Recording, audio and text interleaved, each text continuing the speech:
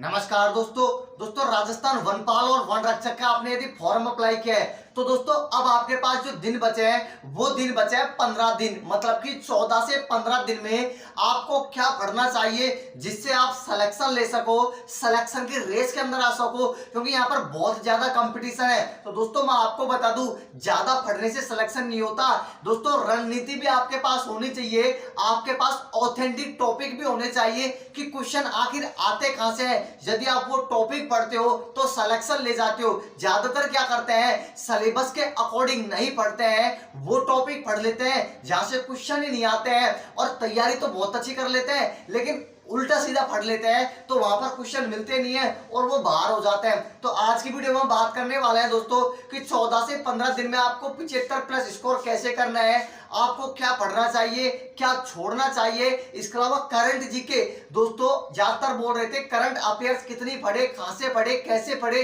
उसके ऊपर मैं बात करूंगा। इसके अलावा दोस्तों सबसे बड़ी जो गलती आप पेपर के अंदर करके आते हो और आप क्यों फेल हो जाते हो, उस मुद्दे पे हम बात करेंगे।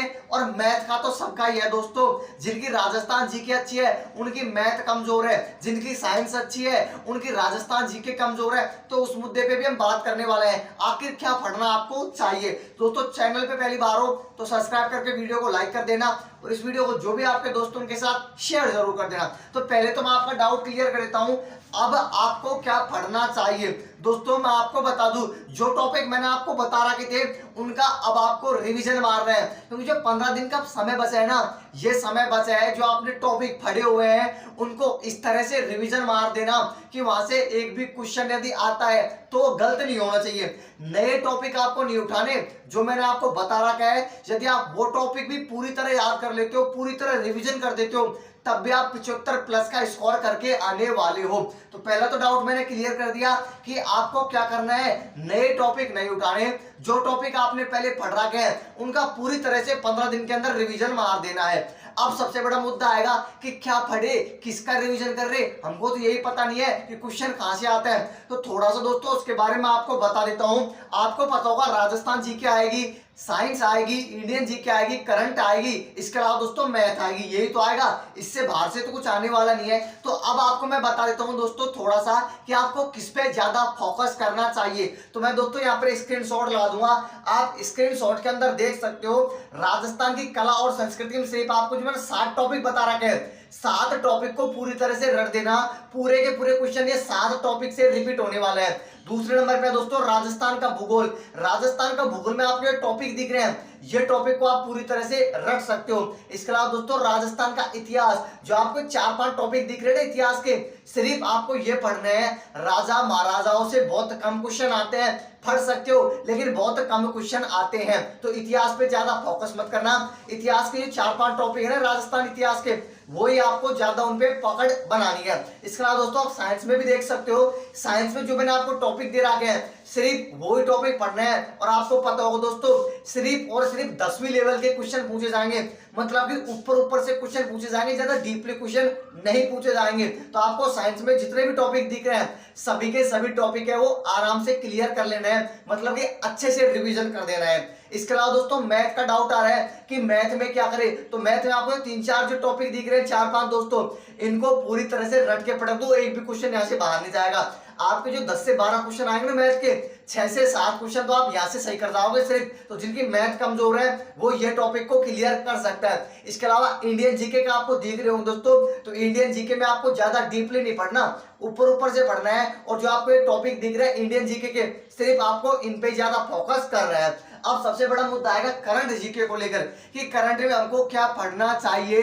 किस प्रकार से हमको करंट पढ़ने चाहिए। तो दोस्तों मैं आपको बता दूं, अब जो समय है यही समय है करंट जीके को तैयार करने का। तो मार्केट से कोई भी दोस्तों बुक खरीद लो, मैं तो आपको जो सजेशन दूंगा वो दूंगा मूमल की करंट जीके, मूमल की आप करंट जीके खरीद लेना।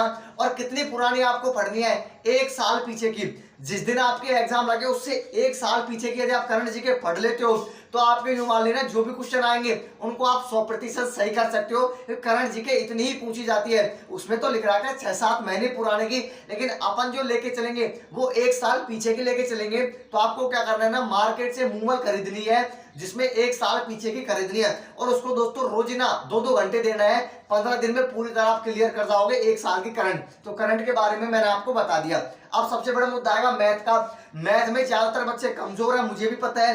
राजस्थान जीके जिनकी बहुत अच्छी है, कहीं ना कहीं उनकी मैथ बहुत कमजोर है। तो मैथ में मैंने आपको पहले ही बता दिया था, यदि आप मैथ में 12 क्वेश्चन आएंगे, 10 क्वेश्चन आएंगे, जिसमें से 6-7 क्वेश्चन सही भी करना चाहते हो, तो आपको क्या पढ़ना है मैंने पहले ही बता दिया था। प्रतिशत, औसत, लाभानी, आयु, समय, कार्य, मजदूरी। यदि आप ये 5 टॉपिक भी क्लियर कर लेते हो तो आराम से आप 6-7 क्वेश्चन मैथ के सही कर जाओगे। और इसलिए यदि आप क्वेश्चन सही करते हो, इसका मतलब है आप सिलेक्शन लेके जाने वाले हो। आगे बता दोस्तों, गलतियां।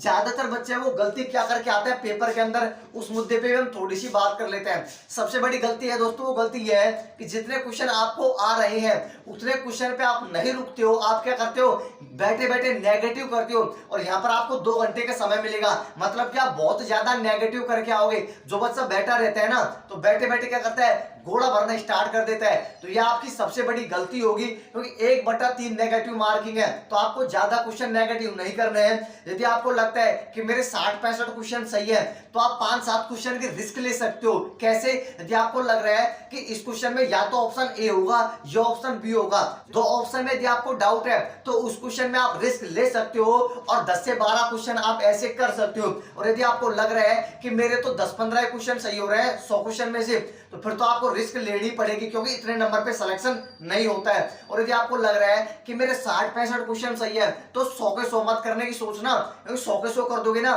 तो 60 जो सही है ना वो भी कर जाएंगे, वो 30-40 पे आ जाएंगे।